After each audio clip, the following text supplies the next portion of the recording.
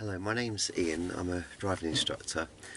I've made this video before starting driving lessons just to help put people's minds at rest, because when I phone people up initially, I say I ask them a few questions and that, and I say I do YouTube videos to help people, and then one of them recently, so she said something. I thought, oh, why don't I do a video about people just before they start their driving lessons? So I want to try and address different things that people might be thinking. So as a driving instructor myself, I'll be asking questions like, have you driven before? Do you ride a motorbike?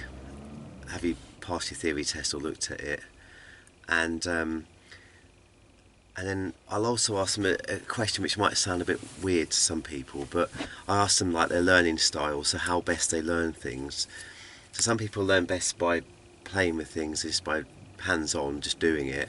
Other people like to reflect, so I have reflective logs which I give people who might be that type of learner.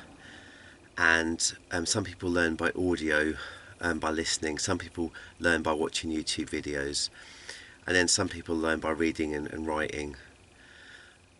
So if you learn by reading and writing and by listening, you tend to do very well at university and A levels and that, which is frustrating because people who are hands-on can still be very, very clever. So I try and work out how they learn best, and some people are a mixture of different ones. So some people might be a mixture of listening and watching YouTube channels, because there's audio visual in that.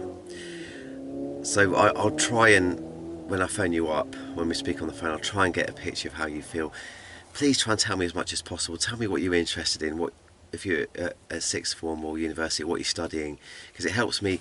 Because what I'm trying to do is I'm trying to get into your brain. So if I teach you the way you learn best, it'll be quicker, you'll save money, so need less lessons with me. So that's why I'm doing it. So please just tell me everything about, just tell me about yourself, and then I can pick things up about how that person might learn.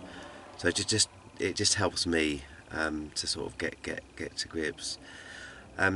Things that you might want to ask me and any driving instructor that you come across is, what additional qualifications do they have? So are they doing extra studying in that to try and do a better job, try to be a better driving instructor? So there are additional qualifications that you can get which is going to help you be a better instructor. So ask them that, and also try and read the reviews online. These people have chosen to do reviews about driving instructors, so I've asked people, can you do a review, and they've done a review. So they've spent their own time doing that, which I really appreciate.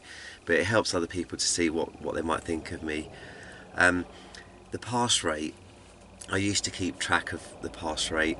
I don't now. The reason is because the DVSA keep the pass rate for me. So for the last 12 months, it's a rolling 12 months.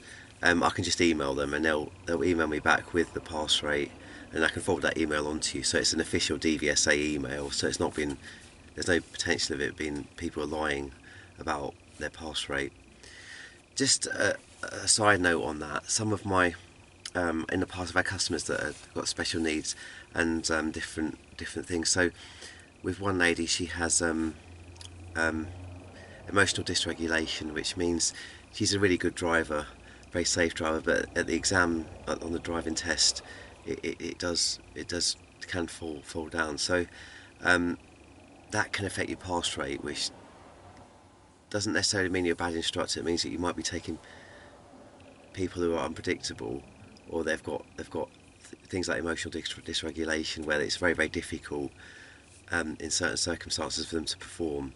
So the pass rates can be useful, but it's just to sort of, if you're not sure, just delve a bit deeper. So some people do have problems learning, so it's just to bear that in mind. So when I'm always here for your benefit, so I will if you're dying to the emergency stop, or you're dying to go on the motorways, I will tend to work towards what you want to do, because if I teach what you want, then you'll learn better. I mean, obviously within reason, but everything links with everything else in driving. So You know, when we start, if we do a turn in a row, that helps with the clutch control, which helps in emerging. So everything helps with everything else. So I'm here for your benefit. You can have people in the back. So if you're not, you know, if you're 17-year-old, you want your parents in the back, that's fine. Or if you want your boyfriend, girlfriend in the back, or a friend, that's absolutely fine. It's not a problem. If you want music, that's fine. You can have music on the driving test as well, because if you listen to your favourite music, you might relax and drive better. And when you drive normally, after you pass your test, you're going to be playing music. As long as the examiner can hear you and you can hear the examiner, as long as it's not too loud. So your driving instructor's there to help you, and I'm here for your benefit. So I will tune in as best as I can, and I'll try and help you the best I can. So just, I'm here for your benefits. Just remember that. Thank you.